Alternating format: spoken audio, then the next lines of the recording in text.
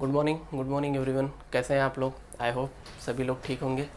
चलिए देखते हैं नेक्स्ट टॉपिक आज का, ठीक है ना। हमने last time solution chapter start किया था, क्लियर। सॉल्यूशन में कुछ बेसिक बातें देखी थी कि सॉल्यूशन किससे होता है, सॉल्यूट प्लस सॉल्वेंट, उनको कैसे डिफाइन किया जाता है। फिर हमने ये भी देखा था मोल्स क्या होते हैं एग्जैक्टली। मोल्स को थोड़ा बहुत फील किया था, वो बड़े से लार्ज जाइगेंटिक नंबर को, ठीक है ना। 602 के बाद 21 ज़ीरोज़, ठीक है ना। फिर उसके बाद हमने ये देखा था कि मॉलिक्यूलर मास किसी भी कंपाउंड का कैसे निकालते हैं, ठीक है।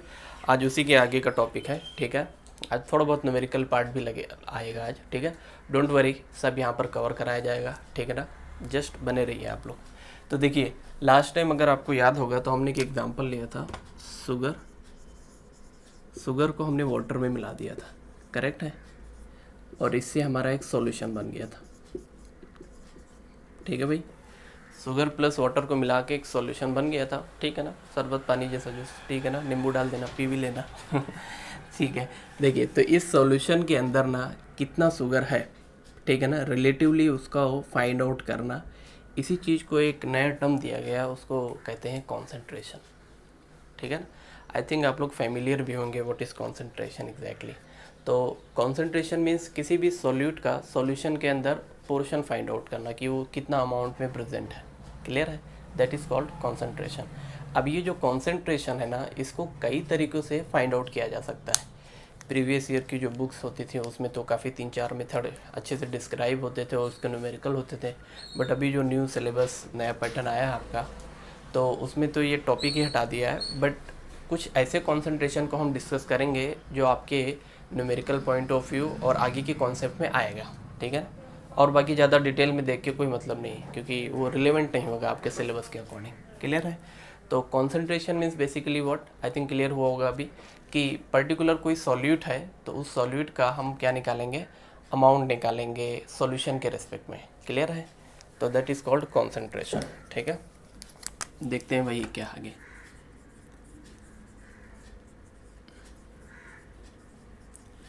ठीक है। अब ये जो कॉन्सेंट्रेशन है ना, कॉन्सेंट्रेशन निकालने के बहुत सारे तरीके हैं। जैसे एक क्या मेथड है, एक मेथड है आप बहुत फेमस है, आप जानते भी होंगे, मोलैरिटी। क्या है भाई? मोलैरिटी।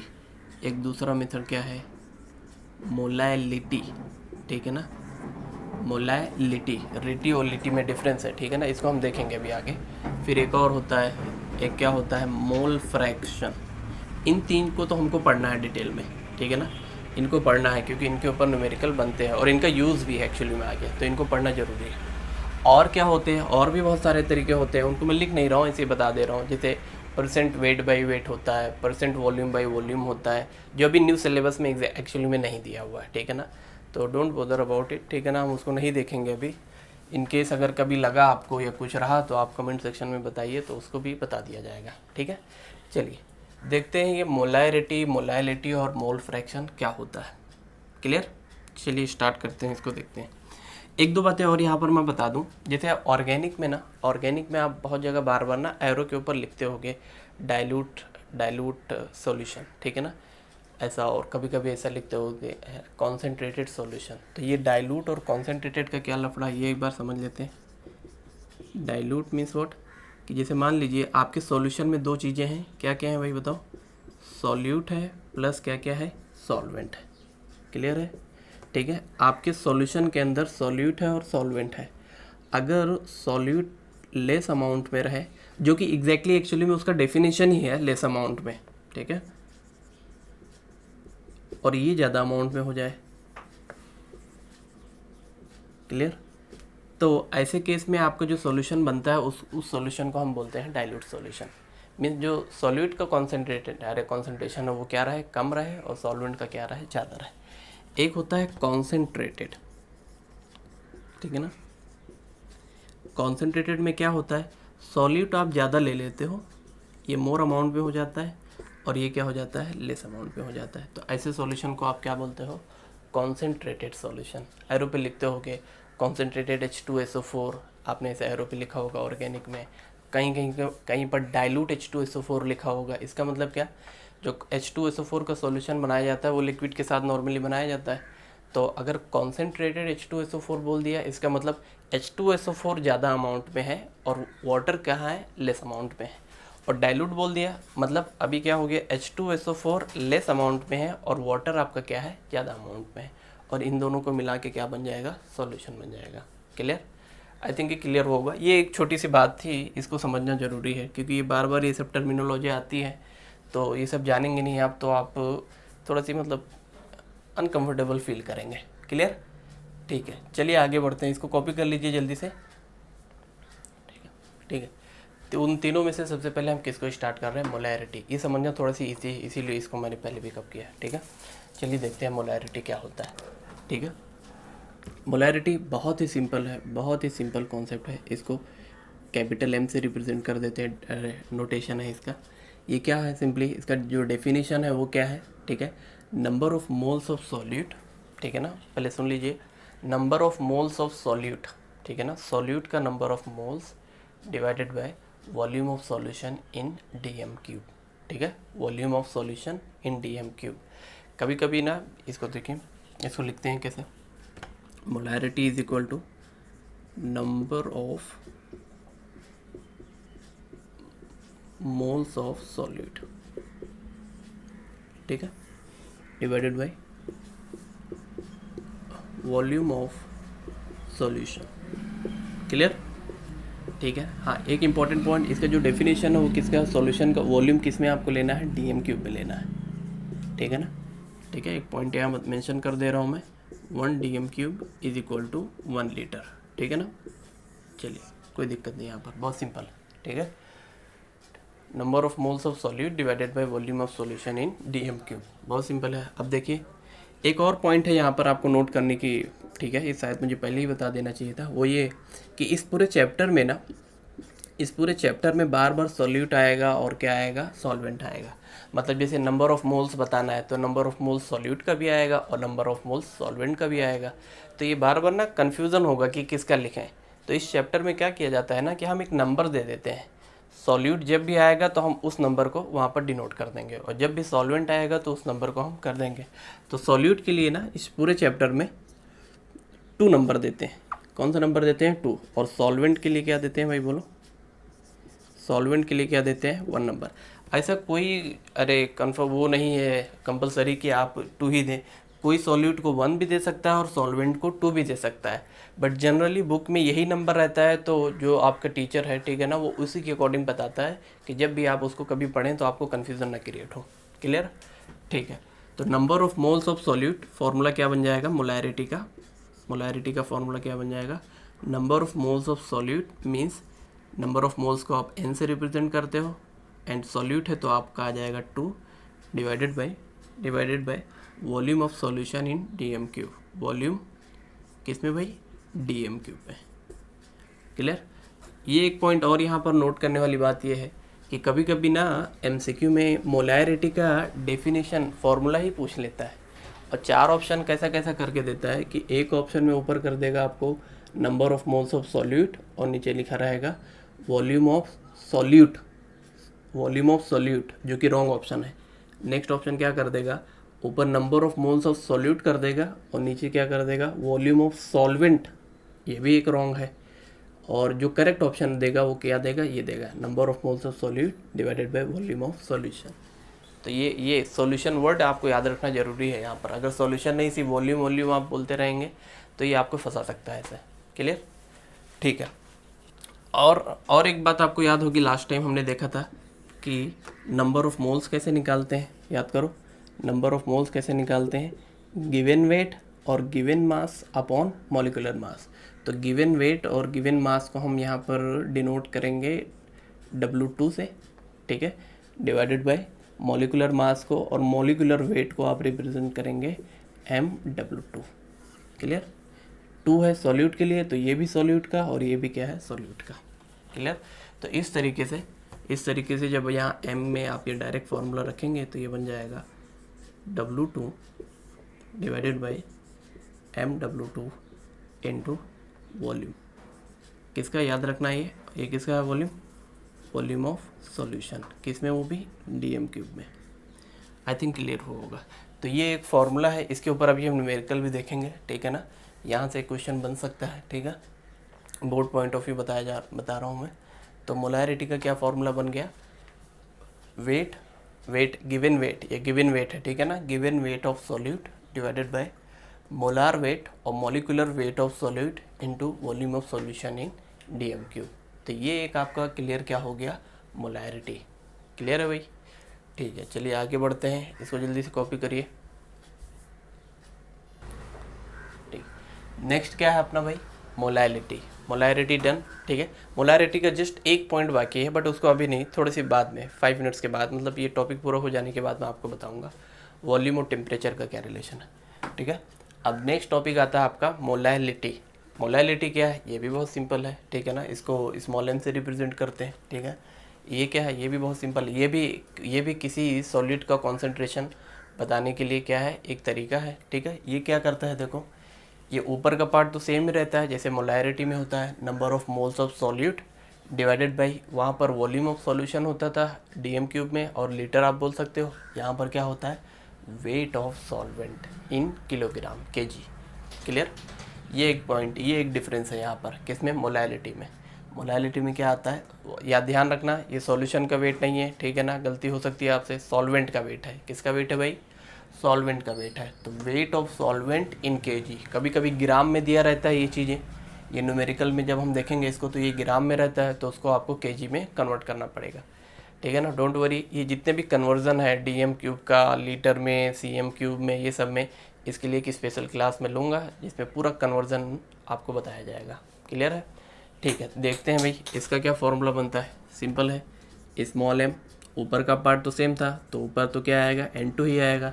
नीचे क्या आने वाला है, अब देखना वेट था, वेट के लिए आपने डब्ल्यू अल्फ़ाबेट यूज़ किया था। क्लियर है? तो वेट के लिए आ गया W, ठीक है ना। अब सॉल्वेंट है तो सॉल्वेंट के लिए आप क्या यूज़ करेंगे, 1, ठीक है ना, वो भी किस में, केजी में। क्लियर? ठीक है, N2 इज इक्वल टू क्या आ जाएगा, N2 क्या था, N2 जो पहले था वो भी रहेगा, W2 MW2 इंटू 1/W1, ठीक है ना, ये किस में रहेगा, केजी में रहेगा। क्लियर? इसको समझते हैं। हाँ, एक और पॉइंट, अच्छा इसका यूनिट क्या रहेगा ये भी समझो। यूनिट क्या रहेगा, ये देखो, मोल अपॉन क्या है, वेट है ना, तो मोल, MOL मोल, और केजी नीचे है तो ऊपर जाएगा तो क्या बन जाएगा, minus KG inverse. This is a unit for what, molality, ठीक है ना। वैसे मोलैरिटी का क्या था, देखो वहाँ पर मिस हो गया, मोलैरिटी का यूनिट क्या था, मोलैरिटी क्या फॉर्मूला था बताओ, N2 अपॉन वॉल्यूम था, करेक्ट ना। तो N2 के लिए क्या बन जाएगा, जो कि मोल है और नीचे वॉल्यूम है, तो ये बन जाएगा डीएम क्यूब था, ऊपर गया तो -3 बन गया। तो ये यूनिट हो जाएगा मोलैरिटी का, ठीक है। ये बहुत ही सिंपल टॉपिक है, ठीक है ना, इस पर बहुत ज़्यादा एकदम हाइपर होके और वो सब करने की ज़रूरत नहीं, बहुत ही सिंपल है, डायरेक्ट फार्मूला बेस्ड। इसके ऊपर एक न्यूमेरिकल आएगा, आपको न्यूमेरिकल सॉल्व करना रहेगा। यूनिट का खास करके ध्यान रखना है, ठीक है ना, यूनिट आप मिस कर देंगे तो आपके मार्क्स रिड्यूस हो जाएंगे, ठीक है। ये बहुत ही सिंपल पॉइंट है, ठीक है। तो मोलैरिटी हो गया आपका, मोलैलिटी हो गया। अब यहाँ पर एक इम्पॉर्टेंट पॉइंट है जो कि समझना बहुत ज़रूरी है, ठीक है ना। अगर आप देखेंगे यहाँ पर तो जो मोलैलिटी है ना, वो number of moles of solute, ये तो दोनों पार्ट में सेम था, उसका कोई इशू नहीं था। बट यहाँ पर क्या आ रहा है, वेट ऑफ सॉल्वेंट, और वेट जो है, जो वेट होता है उसका टेम्परेचर के साथ कोई रिलेशन नहीं होता है, टेम्परेचर के साथ कोई रिलेशन नहीं होता है। ये बात अपने दिमाग में बैठा लीजिए, वेट का और टेम्परेचर का कोई रिलेशन नहीं है। वेट कम ज़्यादा होगा, टेम्परेचर कम ज़्यादा नहीं होगा, ऐसा कुछ नहीं, ठीक है। बट अगर आपको ये मोलैरिटी वाले में मैं बताऊं तो यहाँ पर क्या आया था, वॉल्यूम आया था, और वॉल्यूम का टेम्परेचर के साथ रिलेशन है। आप पढ़ते हो इसको, कहाँ पढ़ते हो, याद करो, चार्ल्स लॉ करके आप पढ़ते हो, बहुत सारे लॉ पढ़ते हो ना, बॉयल्स लॉ पढ़ते हो, चार्ल्स लॉ पढ़ते हो। चार्ल्स लॉ में ये चीज़ आप बताते हो स्पेसिफिकली कि volume is directly proportional to temperature, volume is directly proportional to temperature, ये चार्ल्स लॉ में आप पढ़ते हो, ठीक है ना। अब ये क्यों बता रहा हूँ मैं, ये इसलिए बता रहा हूँ, देखो इसका एक प्रैक्टिकल पॉइंट है एक्चुअली में। अगर ये वॉल्यूम इसके फॉर्मूले में आ रहा है, इसका मतलब ये वॉल्यूम के ऊपर डिपेंड कर रहा है, और ये वॉल्यूम के ऊपर डिपेंड कर रहा है, इसका मतलब वो किसके ऊपर डिपेंड कर रहा है, टेम्परेचर के ऊपर। तो यहाँ से एक पॉइंट हम बोल सकते हैं कि जो मोलैलिटी है वो टेम्परेचर के ऊपर डिपेंड नहीं कर रहा है, ठीक है ना भाई, ठीक है ना, यहाँ लिख दे रहा हूँ, ठीक है ना, स्पेस कम है, समझ लो, डज नॉट डिपेंड अपॉन, बोलो भाई किस पर, टेम्परेचर, टेम्परेचर के ऊपर कोई डिपेंडेंसी नहीं है। But in case of molarity, molarity depends on temperature. क्यों डिपेंड करता है बताओ? क्योंकि उसके फॉर्मूले में वॉल्यूम आता है, तो वॉल्यूम है तो वॉल्यूम टेम्परेचर के ऊपर डिपेंड करेगा। तो इनडायरेक्टली जो मोलैरिटी है, मोलैरिटी डिपेंड्स, ठीक है ना भाई, क्लियर करो वर्ड को, ठीक है ना। मैं मोलैरिटी बोल रहा हूँ, लिटी नहीं बोल रहा हूँ। लिटी वाला does not depend on temperature, और रिटी वाला, मोलैरिटी वाला डिपेंड्स अपॉन टेम्परेचर। क्लियर है? आई थिंक यहाँ पर क्लियर हुआ होगा। तो अब इससे हुआ क्या, ये पॉइंट बता कि मीनिंग क्या हुआ इसका, कुछ ना कुछ तो फिजिकल सिग्निफिकेंस आपको मालूम होना चाहिए पॉइंट का। तो इस पॉइंट का फिजिकल सिग्निफिकेंस ये है ना कि जब आप, जैसे फॉर एग्जांपल आप अपने शहर में हैं, ठीक है ना, आप यहाँ भिवंडी में हैं, महाराष्ट्र में हैं, आप कोई प्रैक्टिकल कर रहे हैं, क्लियर है। तो आपका कुछ रूम टेम्परेचर होगा, मान लेते हैं 25 डिग्री सेल्सियस। सेम डाटा के साथ, सेम सेटअप, सेम एक्सपेरिमेंट आप कहीं पर अदर कंट्री, फॉरेन कंट्री, जहाँ पर टेम्परेचर माइनस में रहता है, कहाँ रहता है टेम्परेचर, तो ये जो मोलैरिटी होता है वो टेम्परेचर के ऊपर डिपेंड करता है। तो आप अपने सिटी में अगर कोई एक्सपेरिमेंट कर रहे हैं, रूम टेम्परेचर 25 डिग्री सेल्सियस है, कहीं फॉरेन कंट्री में जाइए, ऐसे बहुत सारी कंट्री है जहाँ पर रूम टेम्परेचर नेगेटिव में रहता है, ठीक है ना, आप फैमिलियर होंगे इस बात से। तो टेम्परेचर वहाँ पर इतना कम होने की वजह से ना, तो वॉल्यूम में क्या आएगा, डिफरेंस आएगा। सेम सेटअप, सेम एक्सपेरिमेंट के साथ आप अपने यहाँ महाराष्ट्र में कोई एक्सपेरिमेंट करेंगे तो उसका कुछ और रिजल्ट आएगा, और सेम एक्सपेरिमेंट, सेम सेटअप के साथ आप किसी अंटार्कटिकल साइड में वहाँ पर जाके कहीं कुछ करेंगे तो आपका रिजल्ट क्या आएगा, अलग आएगा। क्यों? क्योंकि टेम्परेचर बहुत ज़्यादा चेंजेस हो गया, और टेम्परेचर बहुत ज़्यादा चेंज हो गया है तो वॉल्यूम में क्या आएगा, चेंज आएगा। हालांकि आप मेज़र करके उतना ही ले रहे हैं, बट उसमें डिफरेंस आ जाता है, ठीक है ना, ये प्रैक्टिकली पाया गया। क्लियर है? तो इसीलिए ऐसा कहा जाता है कि दोनों कॉन्सेंट्रेशन में, मोलैलिटी में एंड मोलैरिटी में, कौन ज़्यादा अच्छा है, कौन सा अच्छा मेथड है कॉन्सेंट्रेशन को रिप्रेजेंट करने का, तो वो कौन सा है भाई, मोलैलिटी है। क्लियर हुआ? क्योंकि ये वॉल्यूम के ऊपर डिपेंड नहीं कर रहा है, और वॉल्यूम के ऊपर डिपेंड नहीं कर रहा है, इसका मतलब टेम्परेचर के ऊपर डिपेंड नहीं कर रहा है। क्लियर हुआ? बट उसके बाद एक दिमाग में क्वेश्चन आता है, दिमाग में क्या आता है कि हम लैब में जाते हैं अपने, ठीक है ना, तो लैब में तो हमको जो भी कॉन्सेंट्रेशन का सॉल्यूशन बनाने दिया जाता है, या जो भी बना हुआ ऑलरेडी आपको देते हैं, वो क्या रहता है, वो मोलैरिटी में ही रहता है, इसी में ही रहता है। तो उसका रीज़न ये है, हालांकि ये अच्छा मेथड नहीं है, लेकिन उसका रीज़न ये है कि आप मान लीजिए भिवंडी में कोई एक्सपेरिमेंट कर रहे हैं, तो ऐसा तो है नहीं कि हाफ पार्ट आप भिवंडी में करेंगे, दूसरा पार्ट आप किसी दूसरे कंट्री में करेंगे, तो आप वहीं पर करेंगे तो आपका टेम्परेचर उतना ज़्यादा कुछ चेंजेस नहीं होगा, और टेम्परेचर जब उतना सडन चेंज नहीं होगा तो आपका जो रिज़ल्ट आएगा वो अप्रॉक्सीमेटली सेम ही आएगा। क्लियर है? ठीक है। और दूसरा पॉइंट ये कि जैसे फॉर एग्जांपल आपका आ गया, वाटर के साथ कोई एक्सपेरिमेंट करना है आपको, और वाटर का आपको दो चीज़ बोल दिया जाए कि वाटर का वॉल्यूम निकालो और दूसरा क्या, वाटर का वेट निकालो। तो आपके लिए क्या ज़्यादा इजी है? आपके लिए वॉल्यूम निकालना ज़्यादा इजी है, ना कि वेट निकालना। वेट निकालने के लिए आप क्या करोगे, आप बीकर लोगे, बीकर को ड्राई करोगे, फिर उसका वेट निकालोगे, फिर वाटर उसके अंदर डाल के फिर एक अलग से वेट निकालोगे, फिर दोनों का माइनस करके फिर आपको वाटर का वेट मिलेगा। तो इतना ज़्यादा प्रॉब्लम क्रिएट हो जाएगा। इसीलिए हमारे लैब्स में हम मोलैरिटी ही यूज़ करते हैं, ना कि वो। लेकिन अगर कोई ऐसा पूछ ले, ठीक है ना, वाइवा में कि दोनों में से कौन सा अच्छा मेथड है, तो डेफिनेटली आंसर क्या आएगा, मोलैरिटी आएगा। क्लियर? तो ये दो पॉइंट था किसका, वॉल्यूम और टेम्परेचर वाले का लॉजिक का। तो आई थिंक यहाँ तक क्लियर हुआ होगा कि मोलैलिटी क्या होता है एंड मोलैरिटी क्या होता है। दोनों का फॉर्मूला हमने देखा।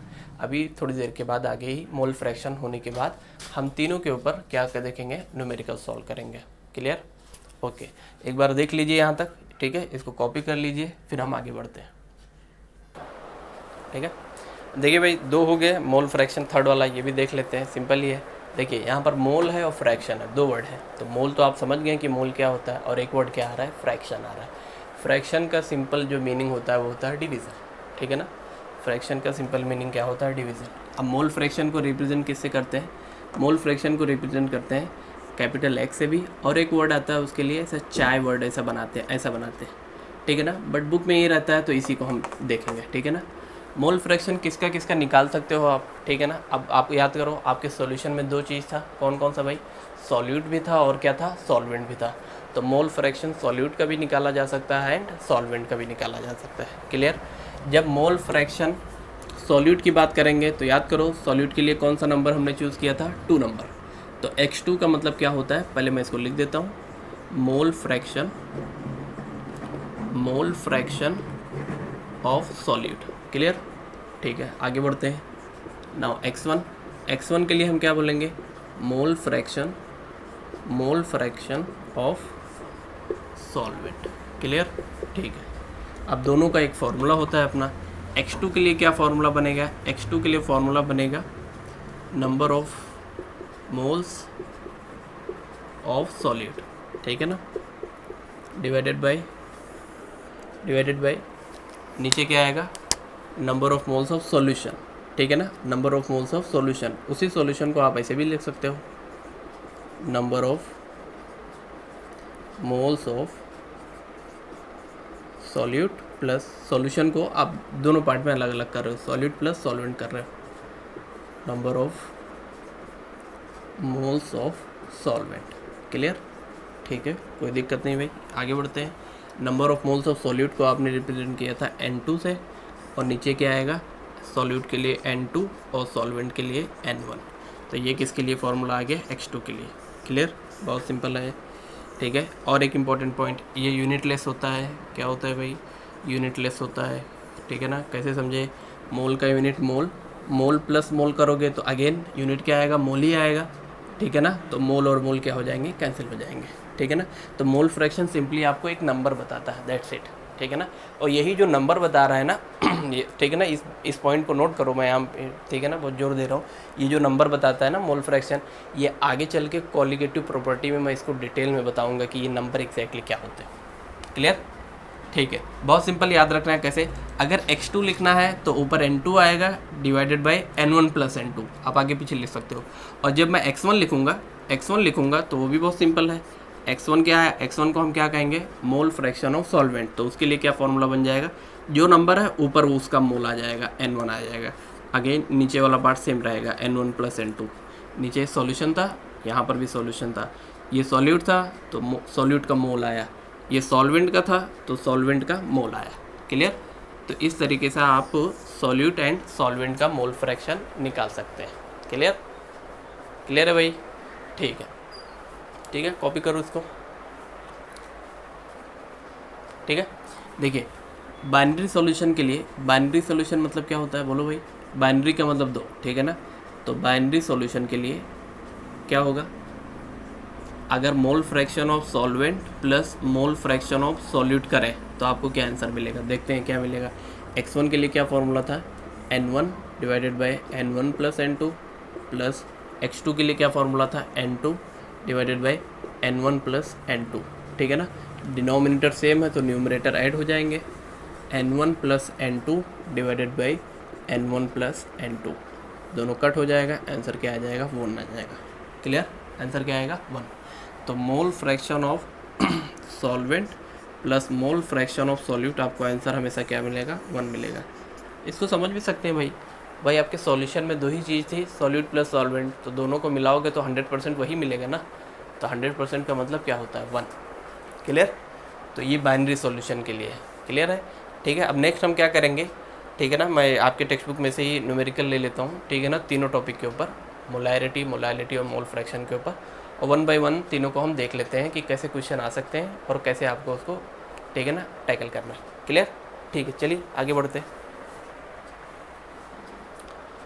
ठीक है, देखिए अब ये क्वेश्चन है मोलैरिटी के ऊपर, देखिए रीड करते हैं, इसको समझते हैं क्या है।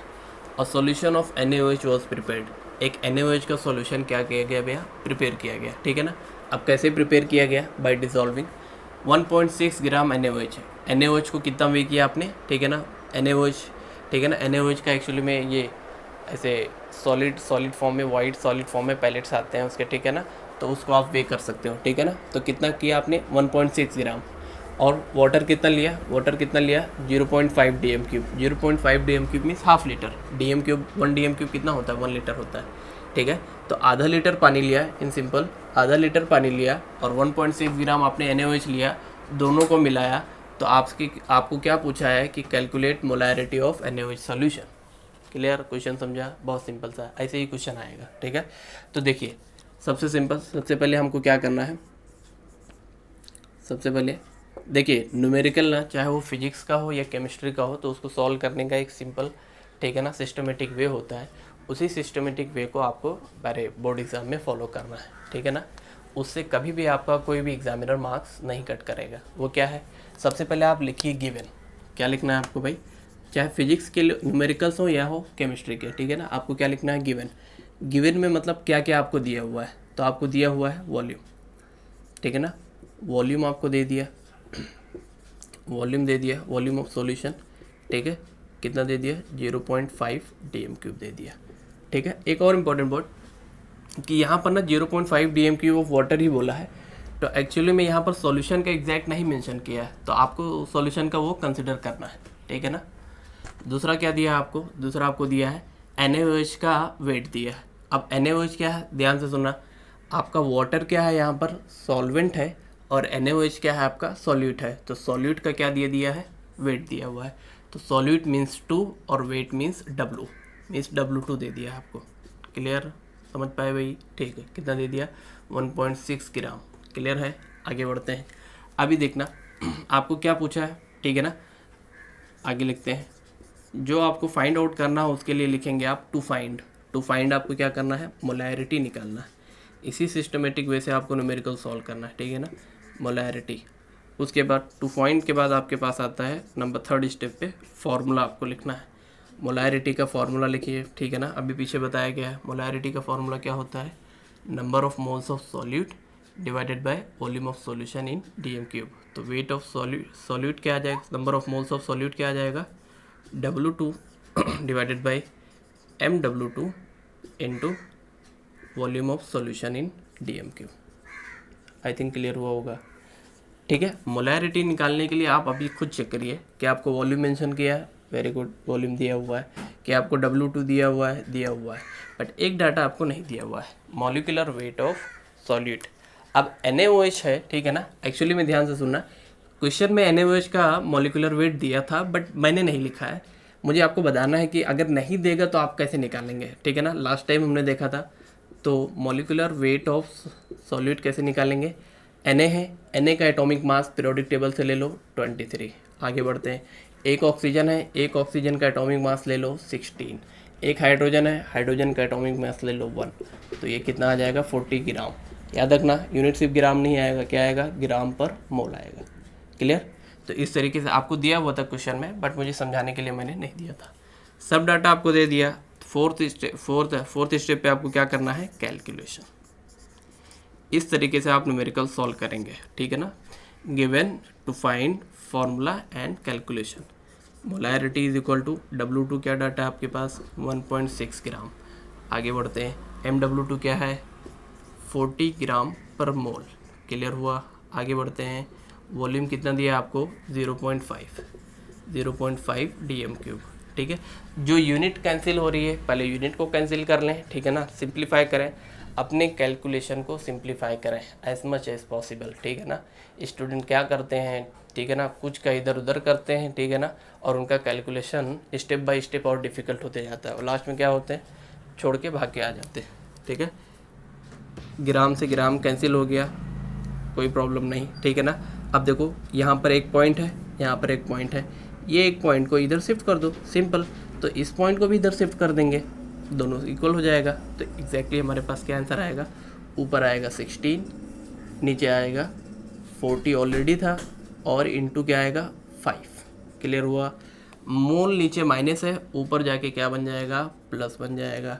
DM नीचे प्लस है, ऊपर जाके क्या बन जाएगा, माइनस बन जाएगा। और आपको मालूम भी है यूनिट क्या होता है मोलैरिटी का, मोल पर DM³। क्लियर है, बहुत सिंपल हो गया। इसको काटो 4 से, ये आ गया 4, इसको 4 से काटो, ये आ गया 10, ठीक है ना। ये कितना आ जाएगा, 5 से इसको काटो 4 को, ये कितना आ जाएगा भाई, 0.8 आ जाएगा। फिर 10 से भी इसको काट दो, तो आंसर आपका आ गया 0.08। क्लियर हुआ, ठीक है ना, क्लियर। तो मोलैरिटी क्या आ गया, मैं यहाँ पर लिख दे रहा हूँ, ठीक है ना। यहाँ पर देख सकते हैं आप, यहाँ पर देख सकते हैं मोलैरिटी क्या आ गया,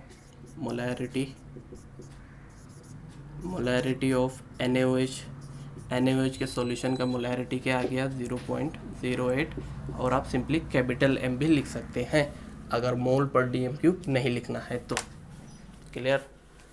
ठीक है, कैपिटल M मीन्स मोलैरिटी। ठीक है, तो इस तरीके से आपको मोलैरिटी के क्वेश्चंस आएंगे। ठीक है ना, बहुत सिंपल है, कुछ डिफ़िकल्ट नहीं है। ये आपको देगा, ठीक है ना, ये भी आपको देगा, सिर्फ एक चीज़ रहेगा जो नहीं देगा, वो क्या है 40 ग्राम पर mole means molecular weight of solute, वो आपको निकालने आना चाहिए। NaOH की जगह पे कुछ यूरिया दे देता तो यूरिया का याद करो, मैंने होमवर्क भी दिया था लास्ट लेक्चर में। ठीक है ना, यूरिया का कितना होता है 60 ग्राम पर मोल। क्लियर? तो इस तरीके से आप मोलैरिटी के क्वेश्चंस करेंगे। आई होप यहाँ तक क्लियर हुआ होगा। आगे आप इसको जब तक कॉपी करिए, उसके बाद मैं नेक्स्ट प्रॉब्लम लेता हूँ। ठीक है, ठीक है। टाइम थोड़ा सी एक्चुअली में ज़्यादा लेंदी ना हो, इसलिए मैंने कैलकुलेशन पहले करके आपको वैसे एक्सप्लेन कर दे रहा हूँ। ठीक है, देखिए बहुत सिंपल सा न्यूमेरिकल है, मोलैलिटी के ऊपर आएगा। 11.11 gram of urea 11.11 gram of urea was dissolve in 100 gram of water. Clear? Simply आपसे पूछ लिया कैलकुलेट मोलैलिटी ऑफ सॉल्यूशन। अब यहाँ पर एक इम्पॉर्टेंट पॉइंट है, एक यूरिया है और एक वाटर है, एक 11.11 ग्राम है और एक 100 ग्राम है।